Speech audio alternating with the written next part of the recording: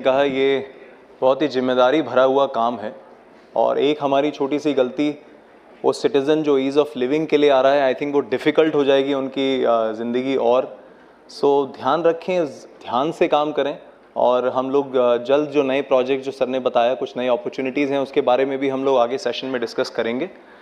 सो बहुत ही अच्छा काम है, ध्यान से करें, जिम्मेदारी से करें।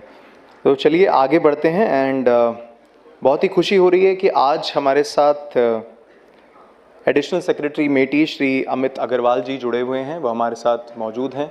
मैं उनसे रिक्वेस्ट करूंगा आप सभी को एड्रेस करने के लिए। Sir please.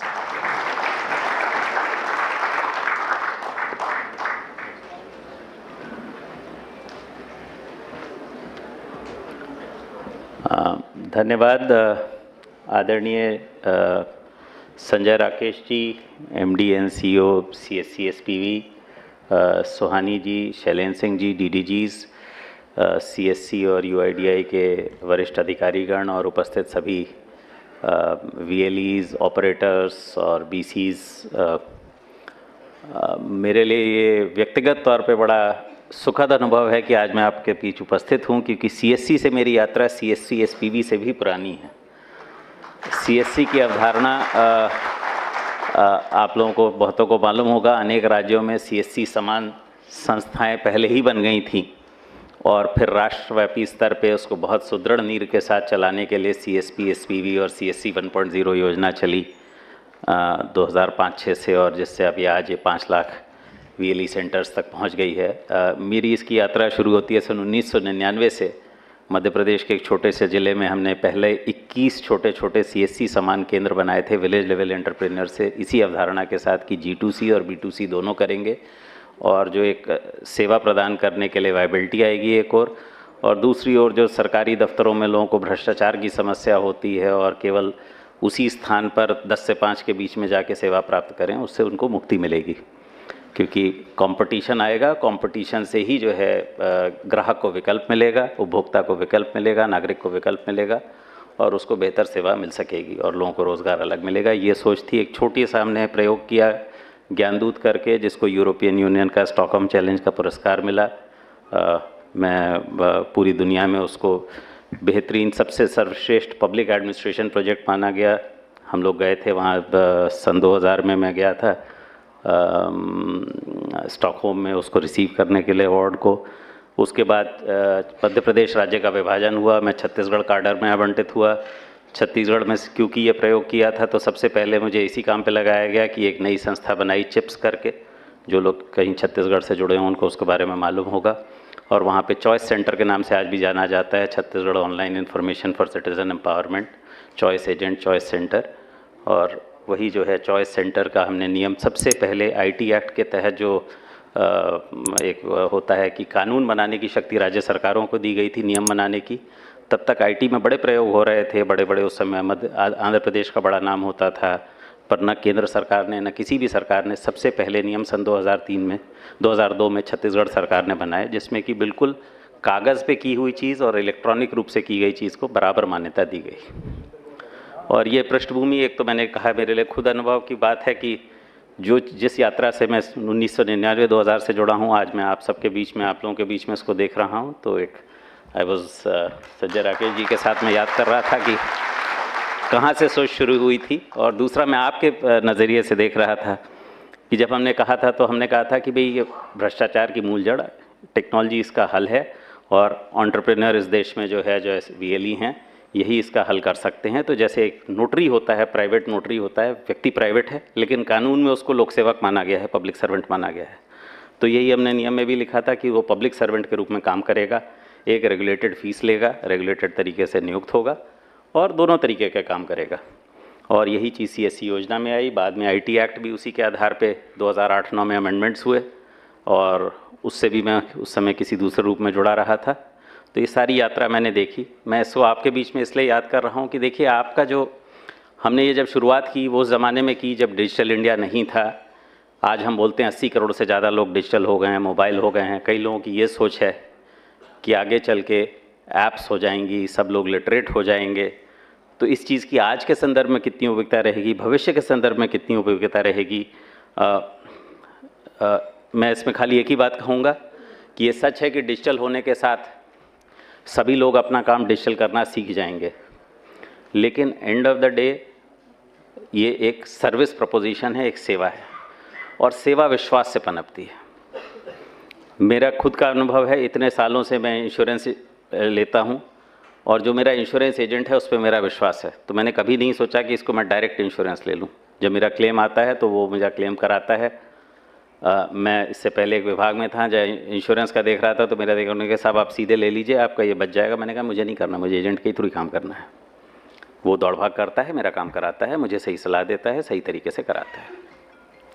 तो आप सबका भी जो ये एंटरप्रेन्योरशिप पे इतना बड़ा नेटवर्क इस देश में खड़ा हुआ है, कितना भी डिजिटल पेनिट्रेशन हो जाए, अगर आप उपभोक्ता का, नागरिक का विश्वास बनाए रखेंगे तो आप बढ़ते चले जाएंगे। उस विश्वास को कायम रखें। आधार उस विश्वास को कायम करने के लिए एक नींव है। उस आधार के लिए जो डॉक्यूमेंटेशन प्रक्रिया है, बड़े सारे वाक़ये आप लोगों ने भी सुने होंगे कि कई लोगों ने गलतियां की, कुछ को हटा दिया गया, अब उसको सुदृढ़ तरीके से किया जा रहा है। केवल आपको ये ध्यान रखना है कि हमेशा अपने विश्वास को, जो नागरिक आपके पास विश्वास से आ रहा है, और आपके पास ऐसे लोग आ रहे हैं जो कि संभवतः तुलनात्मक रूप से, रिलेटिव रूप से कम पढ़े लिखे हैं, कम डिजिटली लिटरेट हैं, तो उनको आपके विश्वास की और ज़्यादा ज़रूरत है। विश्वास बनाए रखिए, आपका बहुत तेज़ी से ये काम बढ़ेगा। इसकी सरकारी सेवाओं की मांग भी बढ़ेगी, निजी सेवाओं की मांग भी बढ़ेगी, और ये बहुत चीज़ जो है आगे तेज़ी से बढ़ेगी। मैं मुख्य बात आपके सामने यही रखना चाहता था। बाकी आज के कार्यक्रम की पूरी रूपरेखा सामने है, दोनों डीडीजीज़ ने उसके सामने विस्तार पे रखा है, और सीओ भी अभी आपको उद्बोधन करेंगे। तो मैं इन्हीं शब्दों के साथ आप सभी के लिए पूरी शुभकामनाओं के साथ अपनी बात को यहाँ विराम देता हूँ। Shri Kumar Rakesh Sinha ji, director UIDAI, sir please join us on the stage. Also Shri Sanjay Singh Rautela साहब, director UIDAI, please join us on the stage sir. And Shri RVN Srinivas, director UIDAI, please join us on the stage. Also Avnish Tyagi sir, आप भी please हमें stage पर join करें।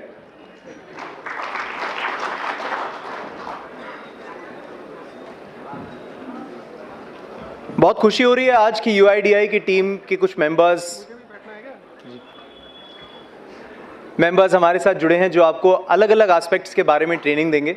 और सबसे पहले मैं उसी पर बातचीत करने के लिए मैं अनुरोध करूंगा श्री कुमार राकेश सिन्हा सर से कि वो हम सभी को इस अपने सेशन की शुरुआत करें और नए डेवलपमेंट्स के बारे में हम सभी को बताएं। एक बार तालियों से उनका स्वागत करेंगे प्लीज़।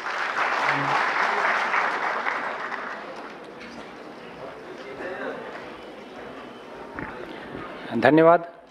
आप सभी का इस CSC द्वारा और ऑर्गेनाइज्ड वर्कशॉप में स्वागत है।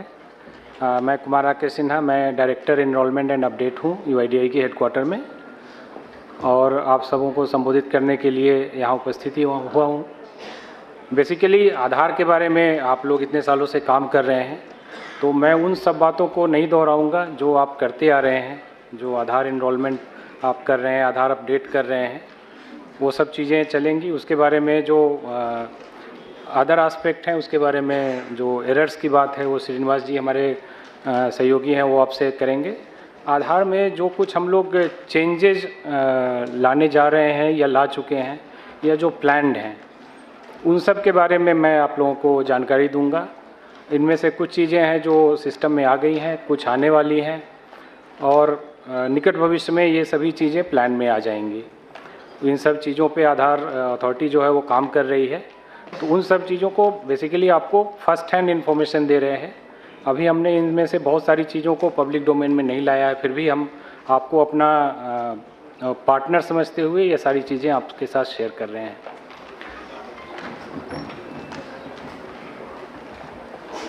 पहले तो जानकारी देना चाहूँगा आधार सैचुरेशन के बारे में।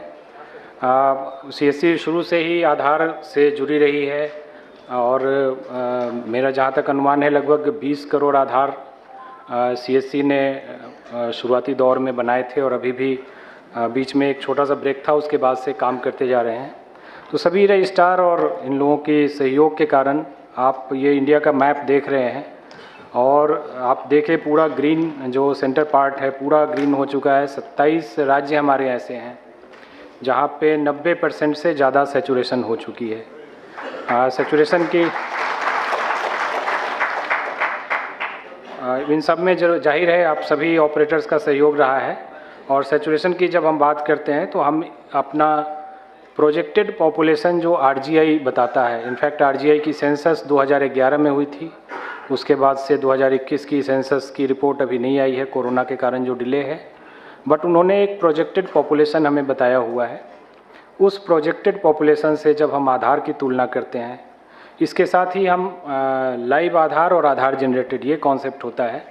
आधार जो जनरेट होते आ रहे हैं हर साल हमने ये अभी फ़िलहाल नहीं किया है कि हमने जो एक्चुअल डेथ रिकॉर्ड्स हैं उसको माइनस किया हो, बट हर साल की जो आरजीआई की प्रोजेक्टेड डेथ रेट है अराउंड 7.2 पर 1000, उसके हिसाब से हम हर साल काउंटिंग में के पर्पज़ से आधार को थोड़ा कम करके, और हमने एक लाइव आधार बोला हुआ है। सो आज 135 करोड़ आधार में लगभग 129 करोड़ लाइव आधार हैं, और जो आरजीआई की प्रोजेक्टेड पॉपुलेशन है उससे जब हम तुलना करते हैं तो हम ये सैचुरेशन बताते हैं। सिर्फ कुछ राज्य हैं जहाँ पे सैचुरेशन कम है, जिसको हम बोलते हैं कि 90 से कम है। बिहार, सिक्किम, जम्मू एंड कश्मीर, अरुणाचल, असम और मणिपुर, ये राज्य वैसे हैं जहाँ पे 80 से 90% की सैचुरेशन है। और सिर्फ 3 राज्य या यूटी हैं जो 60 से 80% वाले ब्रैकेट में हैं। कुछ इशूज़ हैं, लोकल इशूज़ हैं, उन सब के कारण है, लेकिन यहाँ पे भी ज़ोर शोर से काम चल रहा है। ओवरऑल पैन इंडिया अगर बोले तो एडल्ट पॉपुलेशन हमारा 100% कवर हो चुका है। जो आरजीआई की पॉपुलेशन फिगर है उससे 100% हम आधार बना चुके हैं। ये भी मैं लाइव आधार की बात कर रहा हूँ, ग्रॉस आधार की बात नहीं कर रहा हूँ। ओवरऑल सैचुरेशन अराउंड 94% है अगर इंडिया की पॉपुलेशन के हिसाब से देखें। जो हमारा जैसा सीओ सर ने भी बताया कि 0 to 5 एज ग्रुप में हमारा सैचुरेशन सिर्फ 34% है। और ये चूँकि नए बर्थ एवरी ईयर होते हैं तो एवरी ईयर ये शॉर्टफॉल यहाँ पे बना रहता है। और ज़्यादा अब अगर नए आधार की बात है तो काम करने की ज़रूरत 0 to 5 एज ग्रुप में ही है। फ़िलहाल हम लोग लगभग 4 करोड़ नए आधार बना रहे हैं, आगे की डाटा मैं दिखाऊंगा, और 16 करोड़ अपडेट कर रहे हैं। मोबाइल की सैचुरेशन आधार में एक बहुत प्राइम रिक्वायरमेंट होती है, और मोबाइल अब ऐसा हो गया है कि वो गांव-गांव में, शहर-शहर में हर व्यक्ति के पास पहुंचने लगा है। हमारे 95 करोड़ आधार में मोबाइल शामिल है। सो अभी भी लगभग 40 करोड़ आधार में हमें मोबाइल जोड़ने की ज़रूरत है। एक और है जो मैंडेटरी बायोमेट्रिक अपडेट की बात है, वो अभी लगभग 5 करोड़ पर ईयर हो रहे हैं।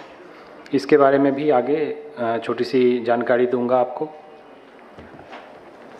ये हमारा कंपैरिजन है year wise enrolment and update का।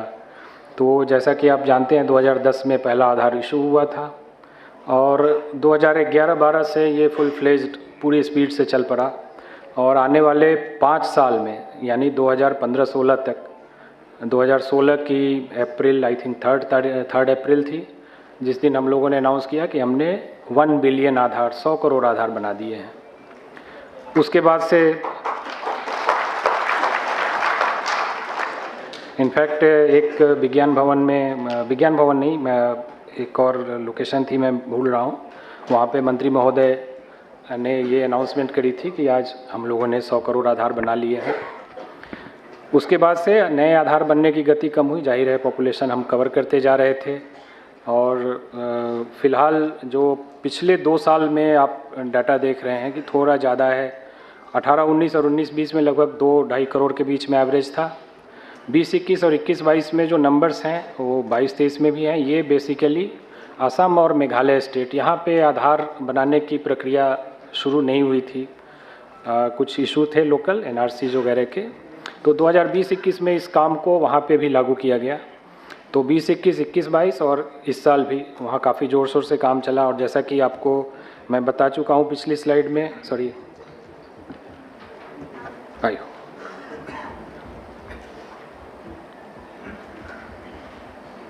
पिछली स्लाइड में कि आसाम की सैचुरेशन जो है वो 80 to 90 में आ चुकी है, और मेघालय अभी 60 to 80 में है।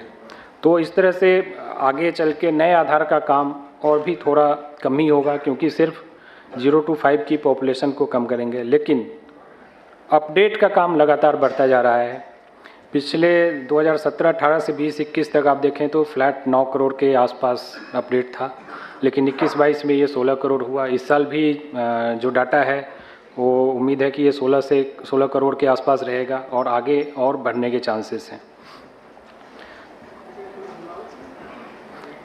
अगला एक नया काम आधार के पास आधार होल्डर्स के लिए हम लोगों ने शुरू किया है, जिसको डॉक्यूमेंट अपडेट बोलते हैं। इसके बारे में विशेष चर्चा हमारे अगले अतिथि श्री संजय रौतेला जी करेंगे, विस्तार से करेंगे।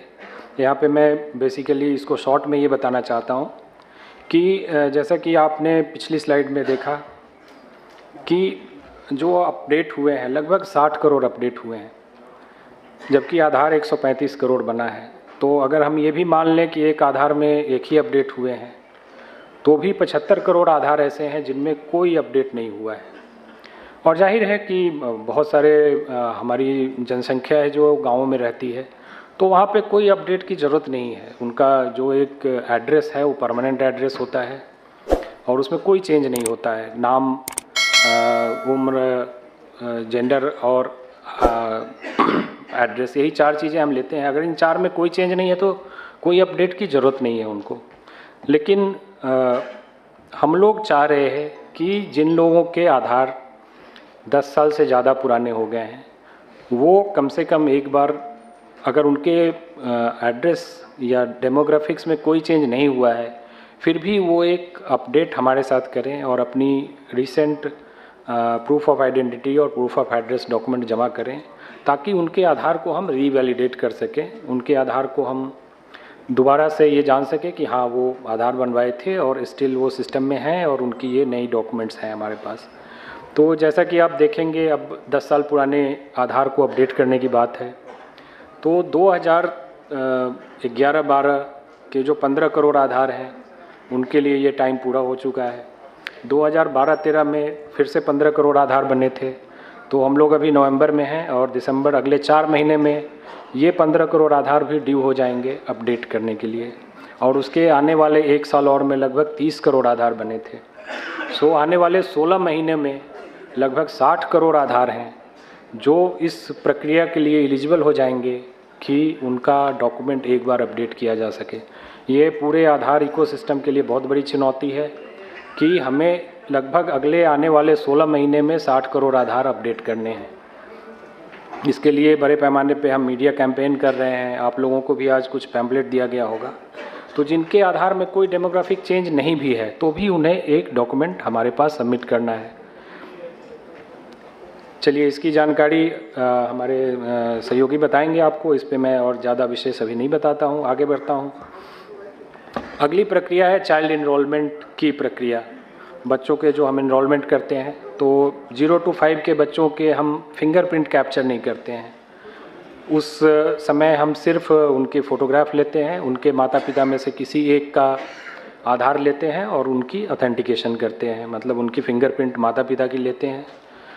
तो इस प्रक्रिया में थोड़ा और सुधार किया जा रहा है, जो हमें इस बात के लिए करेगा कि हम उस, चूँकि हमारी जो यूएसपी है, जो हमारा प्रोटोकॉल है कि हम बायोमेट्रिक्स के बेसिस पे, फिंगरप्रिंट और आइरिस के बेसिस पे ये निर्धारित करते हैं कि एक व्यक्ति को 2 आधार ना मिल सके।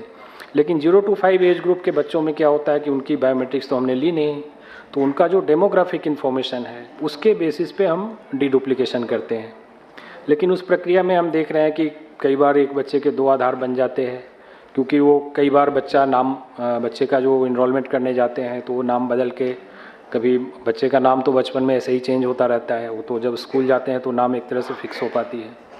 तो उस प्रक्रिया को ज़्यादा ऑथेंटिक बनाने के लिए हम लोग ये करने जा रहे हैं कि हम दोनों माता पिता दोनों के आधार नंबर उसमें लेंगे, जिससे हमको डीडुप्लिकेशन जब हम करें तो उस माता पिता के डिफरेंट, जो उन माता पिता को हेड करते हुए जो आधार बने होंगे उनको कैप्चर करके हम डीडुप्लिकेशन कर सकें, ताकि एक बच्चे को डुप्लीकेट आधार इशू ना हो। इसमें बहुत सारे ऑप्शन रखे जाएंगे, जहां अगर एक ही माता पिता में से एक अवेलेबल है, दूसरा नहीं है या ऑर्फन है, इस तरह की एक्सेप्शन पॉलिसी रहेगी वहाँ पे। बट ये बेसिकली एक प्रक्रिया हम लाने जा रहे हैं। दूसरा कि आरजीआई जो रजिस्ट्रार जनरल ऑफ इंडिया है, उन्होंने बर्थ रजिस्ट्रेशन के लिए भी काफ़ी मेहनत करी हुई है। तो हम लोग ये प्रपोज़ करने जा रहे हैं कि आगे के आधार में जो बच्चों का आधार बनेगा तो प्राइमरी डॉक्यूमेंट सिर्फ बर्थ सर्टिफिकेट होगा। बर्थ सर्टिफिकेट के अलावा दूसरे डॉक्यूमेंट को हम लोग एक्सेप्शन में ही स्वीकार करेंगे, अदरवाइज स्वीकार नहीं करेंगे। तो इस पे भी काम चल रहा है। आने वाले कुछ महीनों में ये प्रक्रिया पूरी तरह से सिस्टम में आ जाएगी। हमें जो अपना क्लाइंट है उसको अपडेट करना है, अपग्रेड करना है, उस प्रक्रिया में है। तो ये आप लोगों के लिए जानकारी है कि फ्यूचर में जब आप बच्चों का इनरोलमेंट करेंगे तो दोनों माता पिता के दोनों का आधार लेना होगा और बर्थ सर्टिफिकेट लगाना होगा।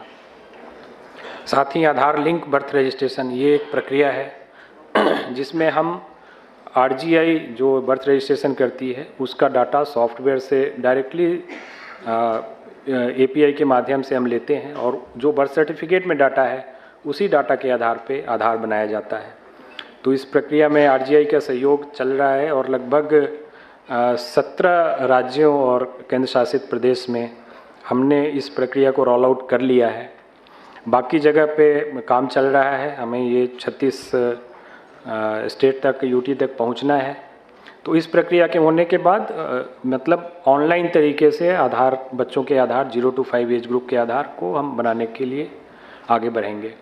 हो सकता है कई स्टेट में, खास करके हरियाणा वगैरह में शायद सीएससी भी हरियाणा गवर्नमेंट के साथ शायद टाइड अप है, तो इस प्रक्रिया को आप लोग जानते होंगे जो वहाँ पे काम कर रहे हैं। हमने कई राज्यों के हेल्थ मिनिस्ट्री को भी अप्रोच किया है कि वो भी अपने सिस्टम को इन बच्चों के इनरोलमेंट के लिए लगाएं और ये सिस्टम ALBR जो आधार लिंक्ड बर्थ रजिस्ट्रेशन है उससे जब लिंक हो जाएगा तो डाटा कैप्चर आरजीआई की सॉफ्टवेयर से डायरेक्ट होगा। अगली प्रक्रिया जो है बच्चों के मैंडेटरी बायोमेट्रिक अपडेट की है। तो मैंडेटरी बायोमेट्रिक अपडेट जो हमारा रेगुलेशन आधार का है वो बोलता है कि बच्चों को 5 से, जब वो उनकी उम्र 5 साल की हो जाती है तो अगले 2 साल के अंदर 5 से 7 साल के बीच में, और पुनः 15 से, जब उनकी उम्र 15 साल की हो जाती है तो अगले 2 साल के अंदर 15 से 17 के बीच में उन्हें एक बार अपना बायोमेट्रिक अपडेट कराना है। 5 से 7 साल वाले एज ग्रुप के लिए तो ये ज़रूरी है क्योंकि उनकी बायोमेट्रिक हमारे पास है ही नहीं, तो ये तो करना बहुत ही ज़रूरी है।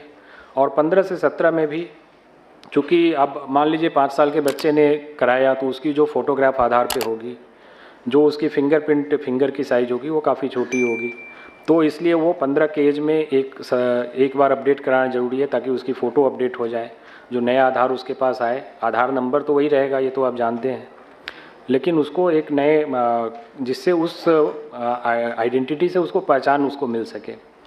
तो ये अभी तक हमने काफ़ी इस पे कैंपेन भी किया और लोगों को किया कि भाई आप आधार मैंडेटरी बायोमेट्रिक अपडेट करवाएं, लेकिन उसके बावजूद बहुत सारे लोगों ने अभी करवाया नहीं है। तो एक चेंज हम लोग अपनी पॉलिसी में लाने जा रहे हैं जो कि 1 जनवरी से लागू होगा। इसमें है कि जो UIDAI ने 2 साल की परमिशन दी है कि 2 साल के अंदर आप अपडेट करा लें, अगर उस पीरियड में आप अपडेट कराते हैं तब तो वो पैसे UIDAI आपको लिए फ्री ऑफ कॉस्ट होगा। UIDAI संबंधित रजिस्ट्रार को ये पैसे देगी। लेकिन अगर आप 7 साल और 17 साल से ऊपर के हो जाते हैं तो आपने वो अपना जो सिस्टम आपको UIDAI ने प्रोवाइड किया था वो आप उसको यूज़ नहीं कर पाए, तो उसके बाद वो चार्जेज आपको खुद बियर करने पड़ेंगे। संभव है इसके कारण लोगों में थोड़ी जागरूकता आएगी और ये पिछले लगभग 7-8 महीने से हम लोग इस पे मैसेजिंग कर रहे हैं लोगों को कि आप अपडेट अपने करा लें।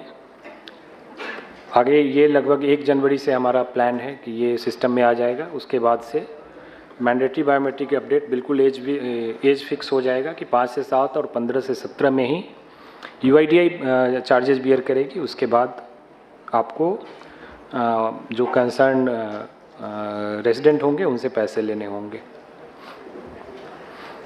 अगली प्रक्रिया जो है वो एडल्ट इनरोलमेंट, जैसा हमने बोला कि ये लगभग 100% हो चुका है पूरे इंडिया में, और इस पे बहुत सारे कॉर्नर से हमें आ रही थी कि आप अब थोड़ा ज़्यादा ध्यान दे करके एडल्ट की इनरोलमेंट करें। तो इसके बारे में बहुत सारी चर्चाएं हुई डिफरेंट लेवल पे, जैसा कि CO सर ने भी आपको ब्रीफ किया होगा तो इस एडल्ट इनरोलमेंट को हम लोग कुछ सेलेक्टेड सेंटर पे डिजिग्नेट करने जा रहे हैं, जो सेंटर बहुत ही कम होंगे। हर एक ब्लॉक या तहसील में एक सेंटर होगा और एक सेंटर डिस्ट्रिक्ट में होगा। लेकिन मैं अगली स्लाइड में आपको बताऊंगा कि इस कारण से आप लोगों को कोई ज़्यादा परेशान होने की ज़रूरत नहीं है। हमने 2022-23 का डाटा एनालिसिस किया है, लगभग 6 महीने का डाटा जो अप्रैल से सितंबर तक का है। इस पीरियड में लगभग 10 करोड़ ट्रांजैक्शन हुए हैं और जिसमें से सिर्फ 20 लाख एडल्ट के इनरोलमेंट हुए हैं, जो कि लगभग 2% से भी थोड़ा कम है, 2% मान लेते हैं। सो 98% ट्रांजैक्शन जो है वो इस रेस्ट्रिक्शन में कवर नहीं होता है। इसके अलावा जो डॉक्यूमेंट अपडेट है वो एक अपने आप में मैंने बताया कि 60 करोड़ आधार अगले 16 महीने में अपडेट करने हैं, वो भी इस रेस्ट्रिक्शन में कवर नहीं होता है। तो मेरा ये कहना है कि इसके लिए इस 2% काम को अगर हम रेस्ट्रिक्ट भी करेंगे तो इससे आप लोगों के वर्कलोड पे कोई कमी नहीं होने वाली है। वर्कलोड पहले से बहुत ज़्यादा बढ़ने ही वाला है।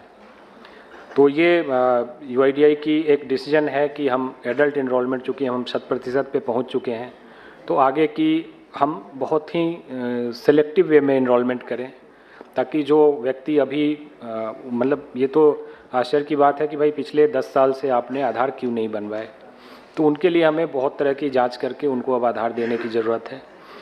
तो इसमें आप लोगों का सहयोग होगा और आप लोगों को इससे वर्कलोड पे कोई कमी नहीं होगा, ये मैं आश्वस्त करना चाहूँगा। आधार चार्जेज के बारे में फर्स्ट सेशन में हमारे DDGRO दिल्ली महोदय ने बताया था कि डिस्प्ले होना चाहिए रेट चार्ट जो है।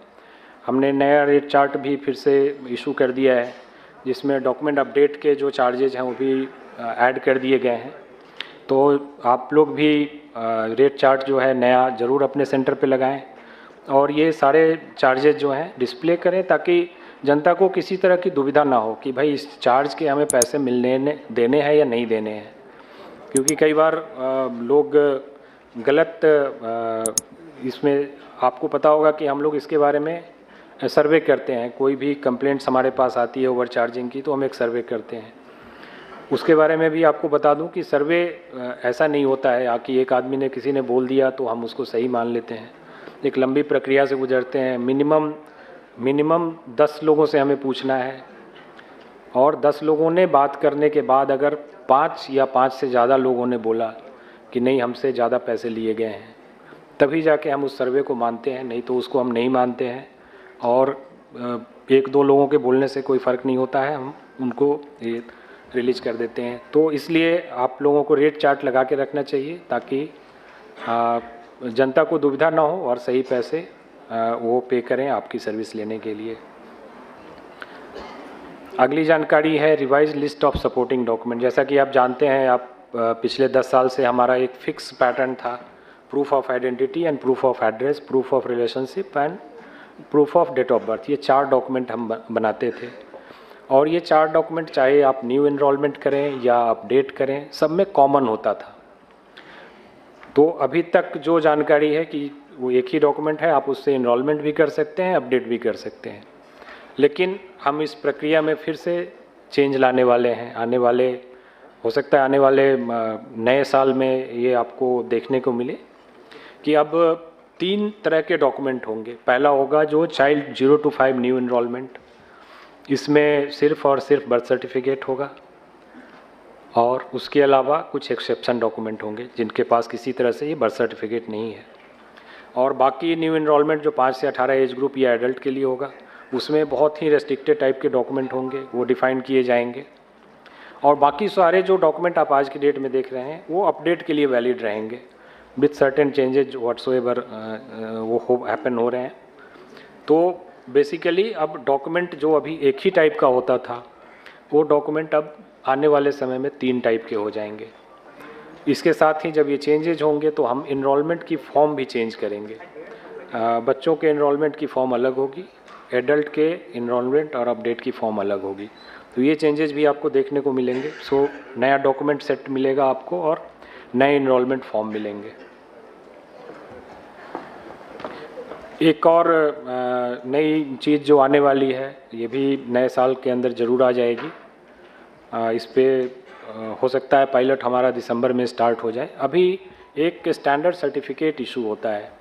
स्टैंडर्ड सर्टिफिकेट की एक पेपर डॉक्यूमेंट है और उस पर डाटा भरा जाता है, रेजिडेंट की फ़ोटो लगाई जाती है। आप लोग काफ़ी संख्या में इस स्टैंडर्ड सर्टिफिकेट को यूज़ कर रहे होंगे और वो किसी डेजिग्नेटेड ऑफिसर द्वारा स्टैम्प्ड एंड साइन होता है।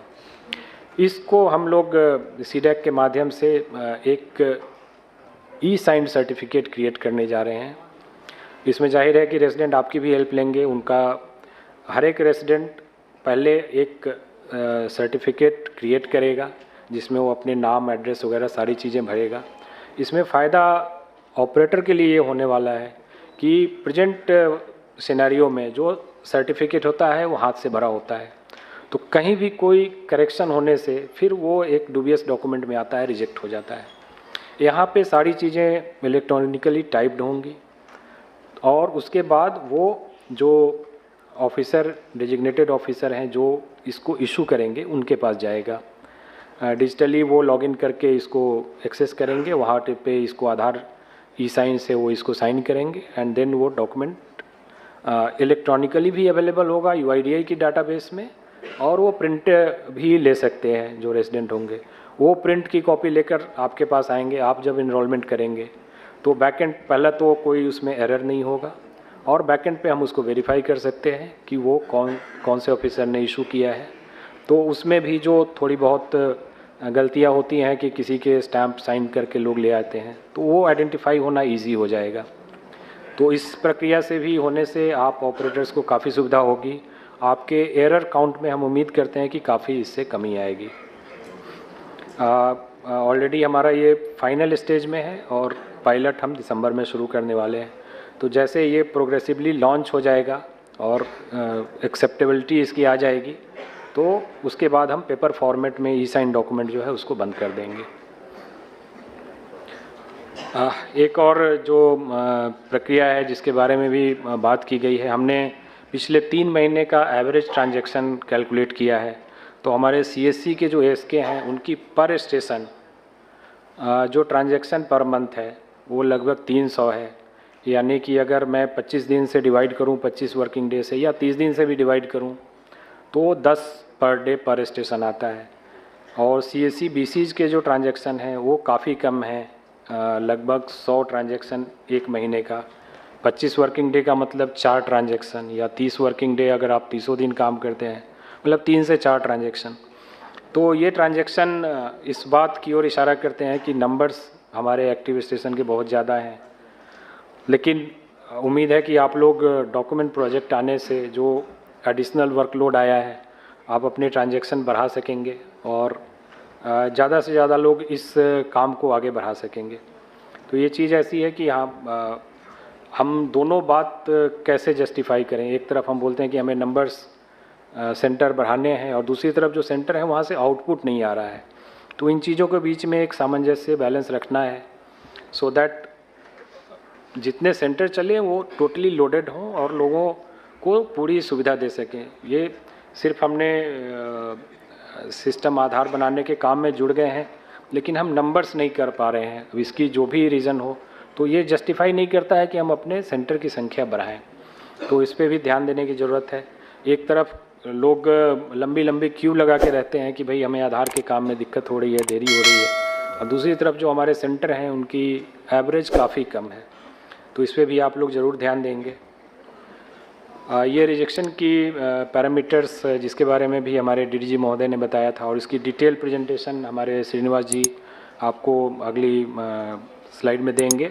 बट ओवरऑल रिजेक्शन जो है वो आप CSC एज ए रजिस्ट्रार, इसमें CSC ASK and CSC BCs दोनों शामिल हैं, अराउंड 11.5% है। और इसमें से 8.76% सिर्फ उस कैटेगरी में आते हैं कि document not as per approved list. तो इस पर भी आप लोगों को ध्यान देने की ज़रूरत है कि जो document listed document drop down menu में आपको एनरोलमेंट या अपडेट करते समय मिलता है, वो डॉक्यूमेंट वैसा ही जमा होना चाहिए, कोई भी और डॉक्यूमेंट जमा नहीं होना चाहिए।